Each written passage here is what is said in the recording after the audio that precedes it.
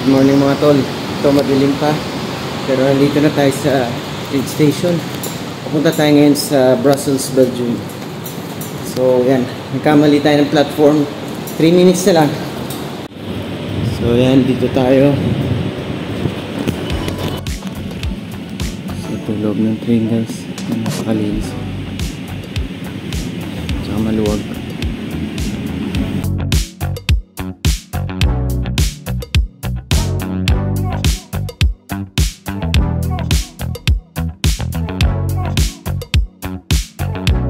Mga 30 minutes pa tayo guys, pero napaka-smooth ng biyahe natin. Napaka-relaxing dito sa loob ng train, no? At saka tahimik, wala masyadong mga maingay.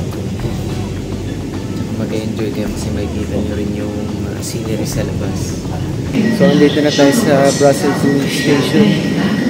Ibang bansa na to, nasa Belgium na tayo ngayon. Hanap lang tayo ng SIM card kasi kailangan natin mag-navigate gamit yung maps. Wala pa akong itinerary talaga, pero pupuntahan natin yung mga best places na pwede magkasya para sa ngayong araw na. So 1-day trip lang to. So para sa mga magtatanong dyan, yung total travel time natin mula dun sa Amsterdam papunta dito, mga 2 hours and 10 minutes. At yung ticket, nabili ko siya online. So pinurchase ko sa NS International website. Then yung prices may kita nyo dun, tsaka yung time. Pinili natin yung pinakamaaga, no? 6 AM, 6:03 AM. Tapos yung pabalik, maganda makabili na rin kayo ng ticket pabalik para hindi na kayo ma-hassle pagka na fully book.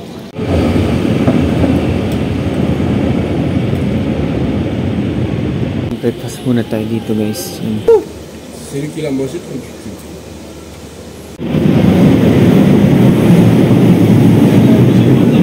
Tayo sa loob ng train guys. Ito yung loob dito.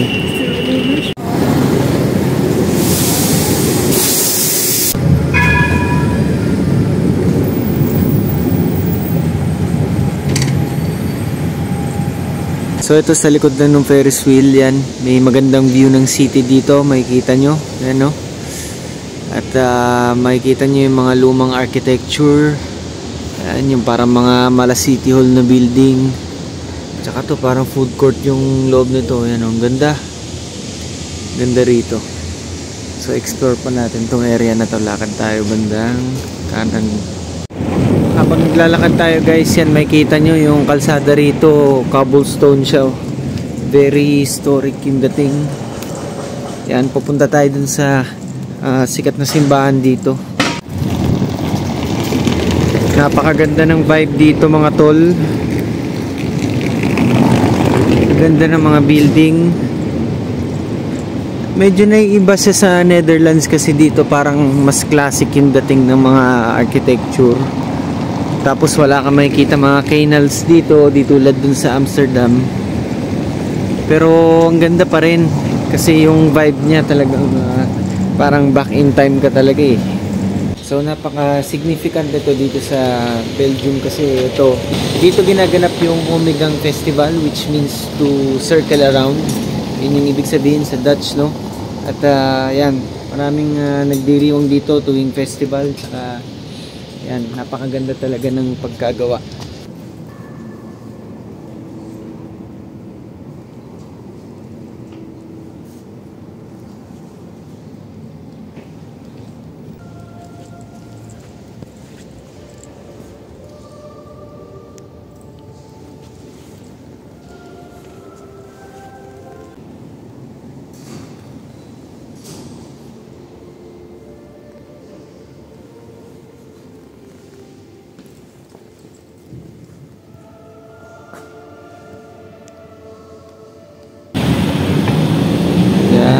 View ng simbahan, tapos may katabi siyang park. So next stop natin is yung Gallery de Saint Hubert. Dito magte-chocolate tasting tayo, no? Kasi sikat dito sa Belgium yung mga tsokolate nila. Isa yan sa mga pinakamasarap na chocolate sa buong mundo, no? So try natin doon. Lumang shopping complex din siya. Tapos ko sa likod ko yung Grand Palace. Yan. Yun sa kanan ko. Kaya lang nire-renovate niyan. So hindi tayo makakapunta. So makikita nyo lang siya sa labas.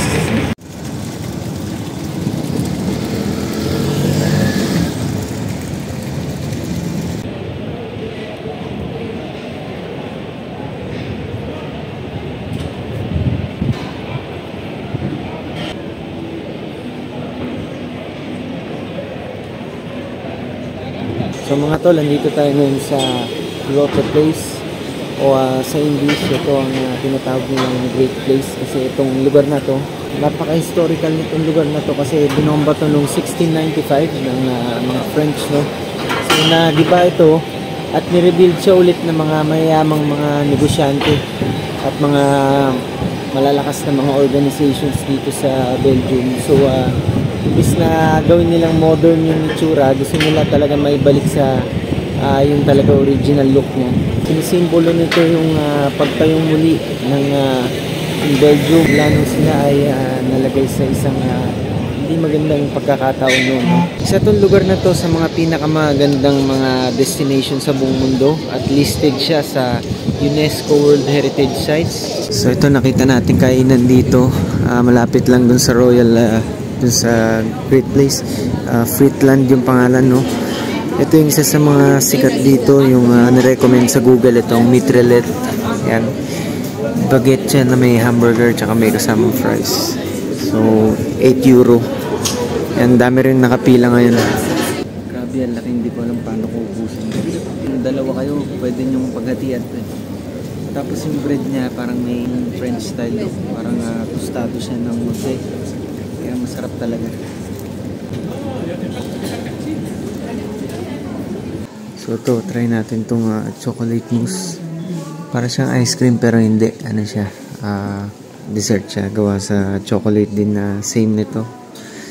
Yan. Tapos per scoop is 450 euro. And which topping? So ito. Which one is the... Caramel, raspberry, caramel. So meron siyang kasamang toppings. Ayan. So ito, try na natin itong New House chocolate mousse na may caramel toppings. So try natin.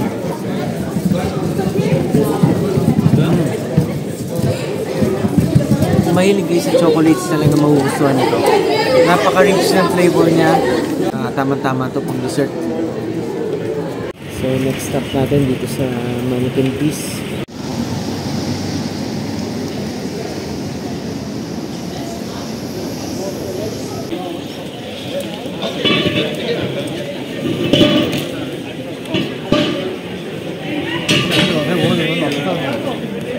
So itong next stop natin ay yung Mont des Arts.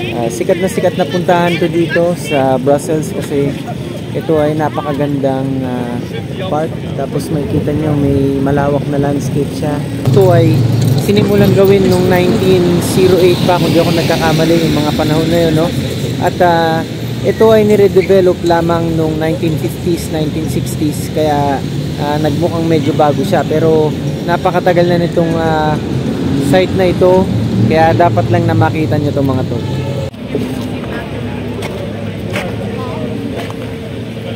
So ito yung napakagandang landscaping na ginawa nila dito. Ayan, napakalawak, tsaka ang ganda ng pagkakagawa mga tol. Pinag-isipan talaga. Tsaka mahirap i-maintain ito. Puntahan natin susunod mamaya yung Atomium, yung magandang statue yun na napakalaki. Isa yun sa mga landmark dito sa Belgium. Malaking atom molecule siya na kulay silver. Tapos pwede kayo umakyat doon, makikita nyo yung buong city.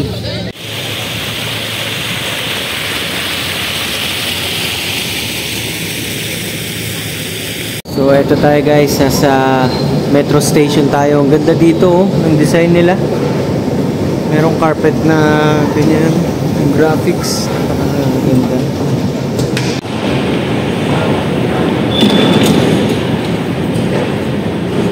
So mga tol, nandito nga tayo ngayon sa Atomium.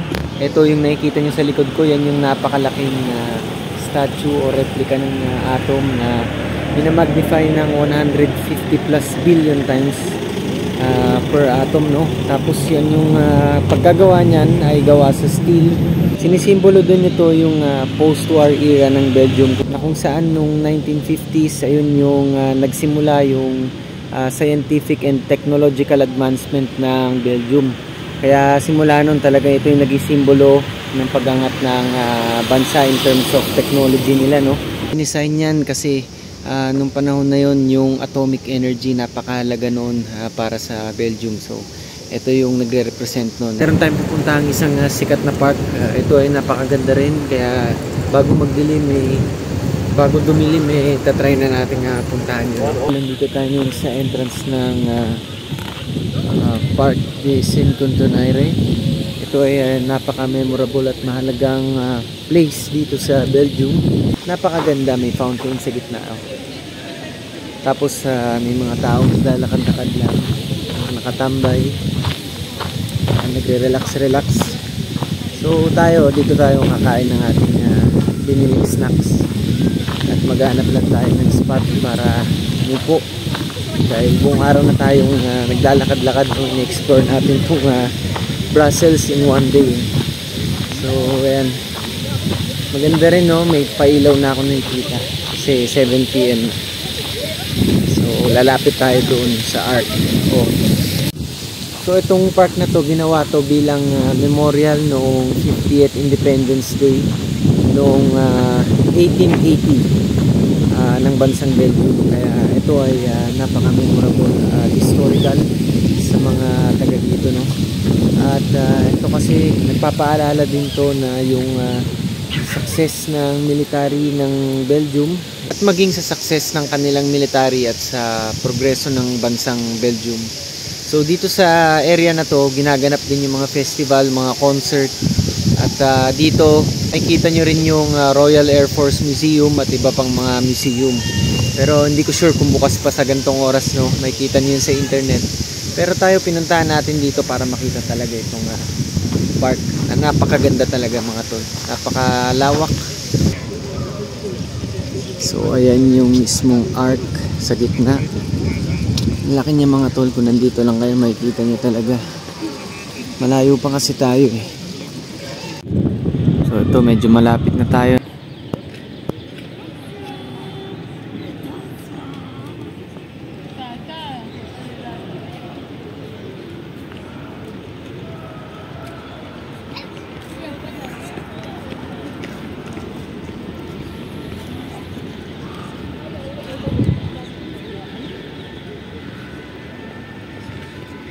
So itong lugar na to, mga tol, hindi to basta-bastang tourist spot dito, kundi meron talaga tong historical significance para sa Belgium. Kasi ito ay ginawa pa noong year 1880 bilang pag-celebrate sa 50th anniversary ng independence ng Belgium. Ito rin ay pinagaganapan ng mga malalaking mga festival at mga concert kuminsan. Napaka-special nitong lugar na to kasi ito ang nagpapaalala din sa Belgians ng kanilang success sa kanilang military, ang kanilang progreso, at syempre itong cultural impact nito pati sa mga turista. Yan, so sana nag-enjoy kayo sa ating vlog dito sa Belgium, no? At ito, buti naabutan natin yung pailaw dito. Napakaganda. Ayan, tingnan niyo yung arc.